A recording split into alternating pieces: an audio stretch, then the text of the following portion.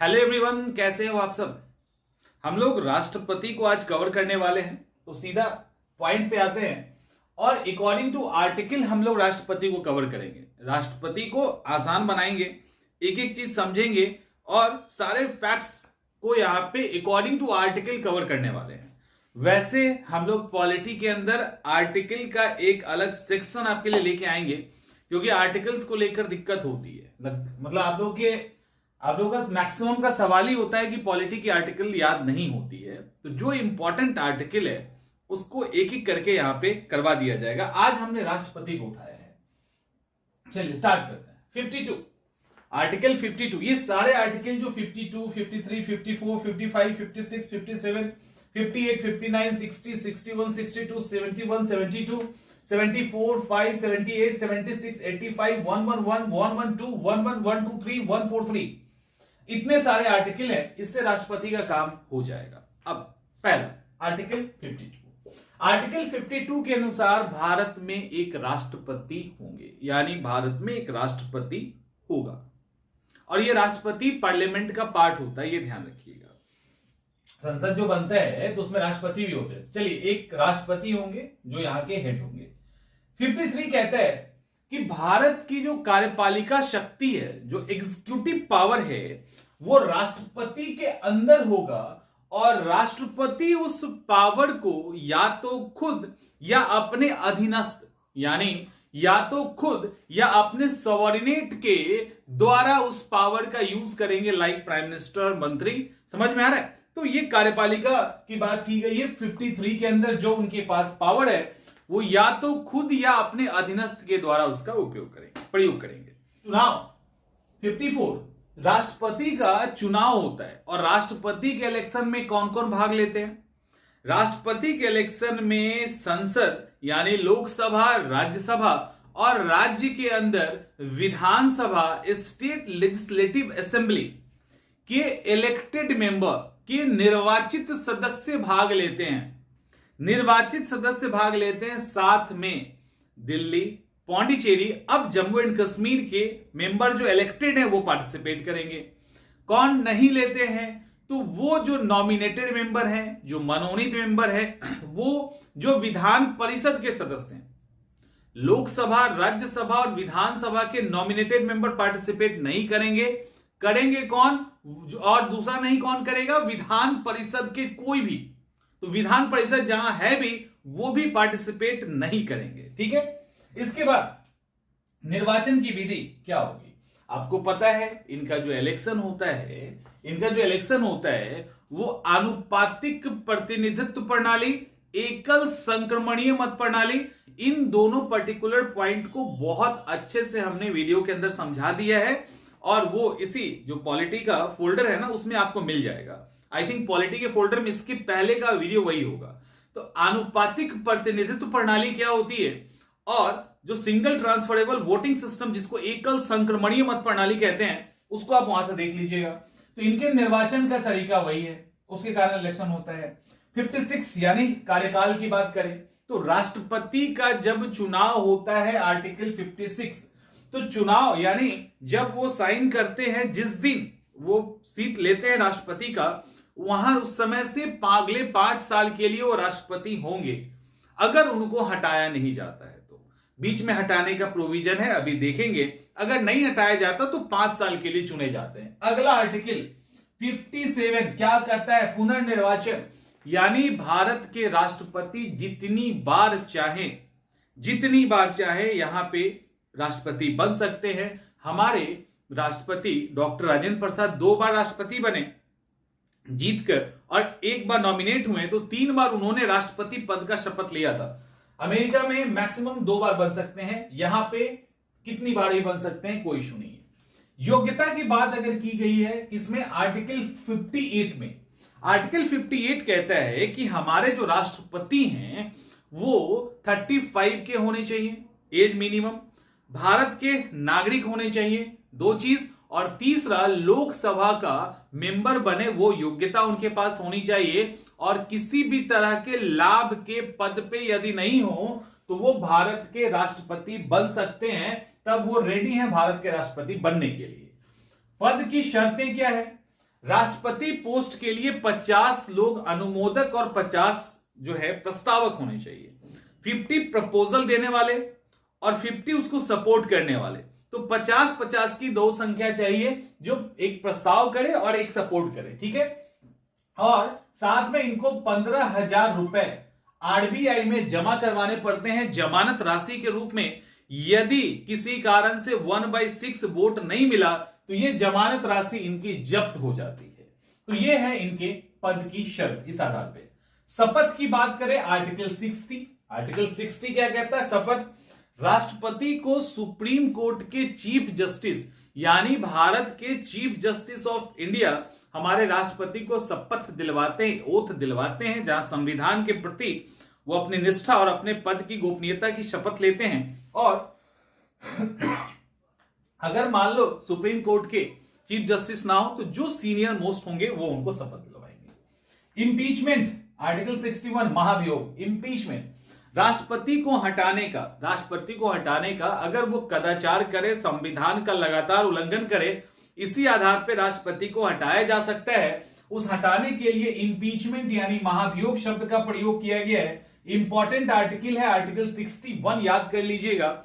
और इस आर्टिकल के तहत महाभियोग लगाया जाता है। महाभियोग दोनों ही हाउस में से किसी भी हाउस में लगाया जा सकता है, लाया जा सकता है पहली बार, और जिस भी हाउस में लाया जाएगा उसके 1/4 मेंबर साइन करके जो प्रिजाइडिंग ऑफिसर उसको देंगे, तब वो प्रस्ताव लाया जाएगा। और उसके लिए 14 दिन पहले राष्ट्रपति को इन्फॉर्म करना होगा।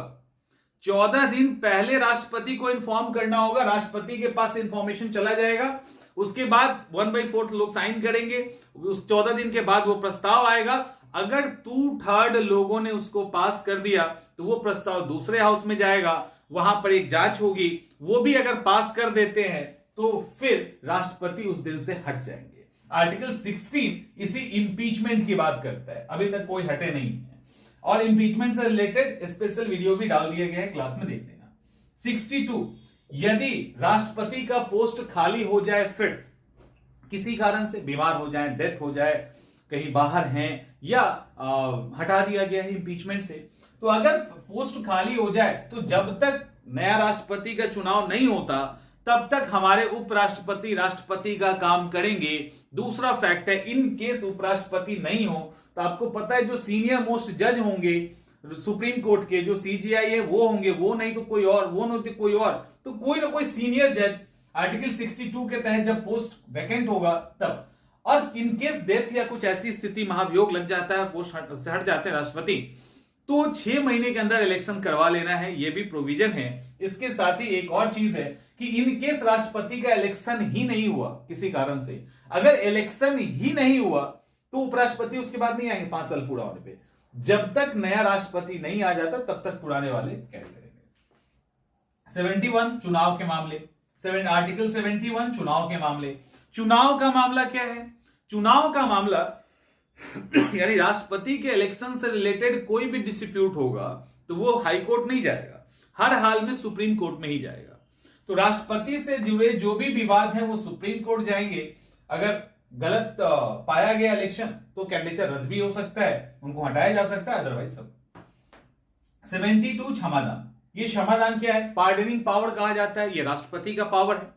पार्डनिंग पावर के अंदर राष्ट्रपति किसी भी तरह का मामला हो, वो किसी भी इंडिया के किसी भी कोर्ट का मामला हो, इंक्लूडिंग जो मिलिट्री कोर्ट है यानी lower court to supreme court और उधर मिलिट्री कोर्ट, कोई ट्रिब्यूनल, कुछ भी कहीं का भी मामला है, वहां पे राष्ट्रपति को उस मामले में अंतिम निर्णय लेने का अधिकार है। अगर किसी को फांसी की सजा हो गई, पूरा माफ कर सकते हैं। किसी को 10 साल की सजा हुई 1 साल में बदल सकते हैं। किसी को 5 साल की सजा हुई तो बीच में गैप दे सकते हैं। ऐसे करके राष्ट्रपति को आर्टिकल 72 के तहत पार्डनिंग पावर दी गई है, जिसके अंतर्गत राष्ट्रपति जो भी पनिशमेंट मिलता है उसको पूरी तरह से माफ कर सकते हैं, उस पनिशमेंट को छोटा कर सकते हैं, उस पनिशमेंट को कई पार्ट में डिवाइड कर सकते हैं, उस पनिशमेंट के नेचर को बदल सकते हैं। ये सारे राइट्स हमारे राष्ट्रपति को दिया गया है, इंक्लूडिंग मिलिट्री कोर्ट, क्योंकि हमारे सर्वे सर्वा है ना, तो उनको ये तो मिलना चाहिए। 72 में कहा गया है कि राष्ट्रपति मंत्री परिषद की सलाह पे काम करेगा और मंत्रियों को भी उनको सलाह देना है। तो यहां पे सलाह पे ही काम करेंगे, और लेकिन ये ध्यान रखिएगा वो सलाह रिटन फॉर्म में नहीं होता, वो ऐसा नहीं होता कि कोई लिख के दिया जाता है, इसीलिए कोई रिस्पॉन्सिबल नहीं होता। आपको मालूम है आर्टिकल 74 परामर्श कहा गया है मंत्री परिषद, तो मंत्री परिषद एक तो परामर्श करेंगे और राष्ट्रपति मंत्री परिषद की सलाह पे काम करेंगे।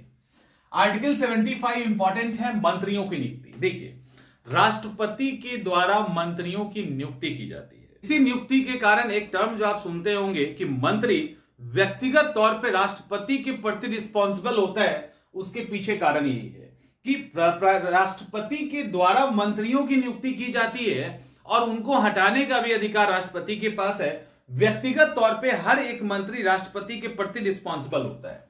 इसके बाद पीएम का दायित्व 78, इसमें कहा गया है कि राष्ट्रपति कोई भी जानकारी अगर मांगे पीएम के थ्रू तो पीएम को वो जानकारी देने का दायित्व है। साथ में पीएम, अगर पीएम को कुछ राष्ट्रपति कहें तो वो भी पीएम को इंप्लीमेंट करना चाहिए। तो पीएम का दायित्व यहां पे आर्टिकल 78 के अंदर दिया गया है।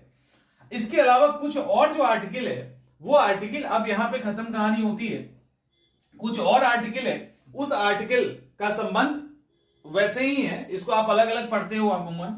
जैसे आर्टिकल 76 अटॉर्नी जनरल की बात की गई है, महान्यायवादी की बात की गई है। महान्यायवादी की नियुक्ति कौन करते हैं? राष्ट्रपति। उनका सैलरी क्या होगा? राष्ट्रपति तय करते हैं। उनको किस तरह का लाभ मिलेगा? राष्ट्रपति तय करते हैं। तो अटॉर्नी जनरल की नियुक्ति का राइट राष्ट्रपति को।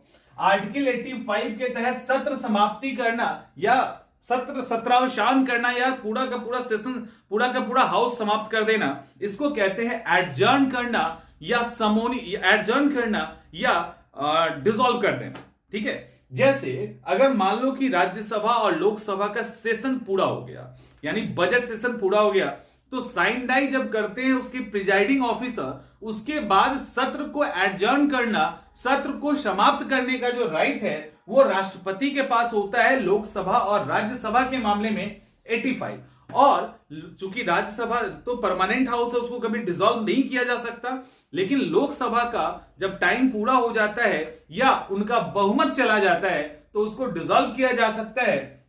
आर्टिकल 85 के तहत सत्र की समाप्ति या सभा को जो वो हाउस है उस हाउस को समाप्त करने का अधिकार राष्ट्रपति को है। तो सत्र लोकसभा राज्यसभा के लिए और हाउस की समाप्ति लोकसभा के लिए होती है। आर्टिकल 111 क्या है? Article 111 article 112, article 123, article 143। अब 111 को वीटो पावर दिया गया है। ठीक है, 111 में राष्ट्रपति को हमारे वीटो पावर है।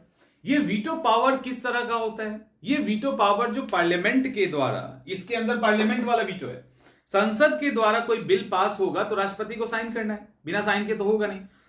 उस बिल के साथ राष्ट्रपति क्या करते हैं? That is veto power. यानी हमारे राष्ट्रपति को 3 तरह का वीटो है। एक है एब्सोल्यूट वीटो जिसको अत्यंतिक वीटो कहते हैं, दूसरा है निलंबनकारी वीटो जिसको सस्पेंसिव वीटो कहते हैं, और तीसरा होता है पॉकेट वीटो। एक और स्पेशल वीटो होता है जिसको विशेषित वीटो कहते हैं, वो अमेरिका के राष्ट्रपति को मिला हुआ है। तो हमारे राष्ट्रपति को 3 वीटो है, अत्यंतिक, सस्पेंसिव मतलब निलंबनकारी, और तीसरा pocket veto. Absolute veto, pocket veto and suspensive veto, 3 veto है। इन 3 वीटो का यूज वो किसी भी तरह का बिल जब आता है उनके पास तो उसके लिए करते हैं कि वो उसको अगले सरकार के परमिशन के लिए, या मान लो जो बिल आया प्राइवेट, कोई बिल आ गया और उस प्राइवेट बिल आ गया और या सरकारी बिल ही आया और वो मैटर खत्म हो चुका है, जैसे पेप्सू बिल आया था उसी तरह से, तो उसके अंदर एब्सोल्यूट वीटो लग जाएगा। दूसरा बिल क्या है? दूसरा सस्पेंसिव है। मान लो कोई ऐसा बिल आया जिसको वो लौटा सकते हैं, मनी बिल को छोड़कर लौटा सकते हैं, कॉन्स्टिट्यूशनल अमेंडमेंट बिल को छोड़कर लौटा सकते हैं। ऐसा बिल जो उनके पास आता है, उनको लगता है इसके अंदर कुछ कमी है, तो अगर वो लौटा देते हैं और वहां से फिर से सिंपल मेजॉरिटी से पास हो जाता है तो उनको वो वीटो टूट जाता है। और तीसरा पॉकेट का मतलब है कि कोई आया बिल और हमारे कॉन्स्टिट्यूशन में कहीं नहीं लिखा है कि राष्ट्रपति कितने दिन में अपने सहमति देंगे या नहीं देंगे, देंगे या नहीं देंगे। इसके कारण किसी भी बिल को अगर वो पॉकेट में रख लें, कुछ ना करें तो ये वीटो है। वीटो को लेकर भी स्पेशल वीडियो है, देख लेना। आर्टिकल 112 क्या है? बजट से रिलेटेड है। राष्ट्रपति को ही हमारी ऑथोरिटी मिली हुई है कि पार्लियामेंट के अंदर वार्षिक वित्तीय विवरण, एनुअल फाइनेंशियल स्टेटमेंट, जिसको बजट कहते हैं, बजट वर्ड यूज नहीं किया गया संविधान में, तो वार्षिक वित्तीय विवरण जो बजट होता है उसको लोकसभा में रखवाने का या हाउस में रखवाने का जो काम है वो हमारे राष्ट्रपति का है। तो राष्ट्रपति को ये ऑथोरिटी मिली हुई है। आर्टिकल 1, 2, 3 अध्यादेश जारी करना।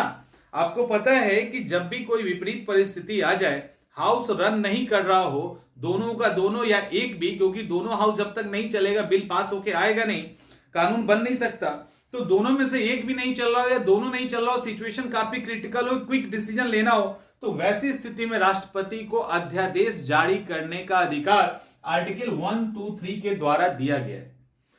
वो राइट आर्टिकल 1, 2, 3 के द्वारा दिया गया है। अब ऑर्डिनेंस क्या होता है, वैलिडिटी क्या होती है, इसको लेकर एक स्पेशल वीडियो है, वो आप देख लेना। आर्टिकल 143 ये 143 क्या है? 143 के अंदर राष्ट्रपति को पावर मिला हुआ है कि राष्ट्रपति अटॉर्नी जनरल के थ्रू ही ऐसा होता है। राष्ट्रपति के पास ये ऑथोरिटी है कि वो सुप्रीम कोर्ट से कोई भी सलाह मांग सकते हैं। आर्टिकल 143 राष्ट्रपति को ये पावर देता है कि सुप्रीम कोर्ट से कोई भी सलाह मांगा जा सकता है। ये जो एडवाइजरी पावर है वो हमारे देश में केवल राष्ट्रपति को मिला है, और एडवाइस देने का जो पावर है वो हमारे देश में केवल सुप्रीम कोर्ट को मिला है। राष्ट्रपति अटॉर्नी जनरल की मदद से इस पावर का यूज करते हैं। किसी से कर सकते हैं, बट नॉर्मली अटॉर्नी जनरल सरकार के लिए आता है, तो सरकार के लिए अटॉर्नी जनरल के थ्रू ये इस पावर का यूज करते हैं। तो ये है आपके इंपॉर्टेंट। इसके अंदर देखो, इसके अंदर आप कहोगे इंपॉर्टेंट आर्टिकल क्या है? एक 52 याद रखिएगा, 53 याद रख सकते हैं, ये सब छोड़ सकते हो, ये सब नहीं है कुछ ऐसा, मतलब इसको 61 आपको याद रखना है, 61, 72 आपको याद रखना है, ये कंपलसरी है। 74 याद रखना है, 75 याद रखना है, 2 याद रखना है, 76 याद रखना है। इसके बाद आर्टिकल 111, 112, 123, 143, तो ऐसे करके एक 52, 53 याद रखिएगा, 53 याद रखिएगा, महाभियोग इम्पीचमेंट याद रखना है, 72 क्षमादान याद रखना है, 74, 75 इतना काफी। इधर 76, 111, 112, 123, 143 ये याद रखिएगा, ये इंपॉर्टेंट है राष्ट्रपति के इलेक्शन, राष्ट्रपति से रिलेटेड आर्टिकल। तो हम लोग अभी पॉलिटी के अंदर पूरा आर्टिकल कवर करने वाले हैं, एक एक करके सीरीज आएगी। अब जो नेक्स्ट आएगी वो आर्टिकल 1 से हम लोग स्टार्ट करने वाले हैं। ठीक है, मिलते हैं अगले वीडियो में।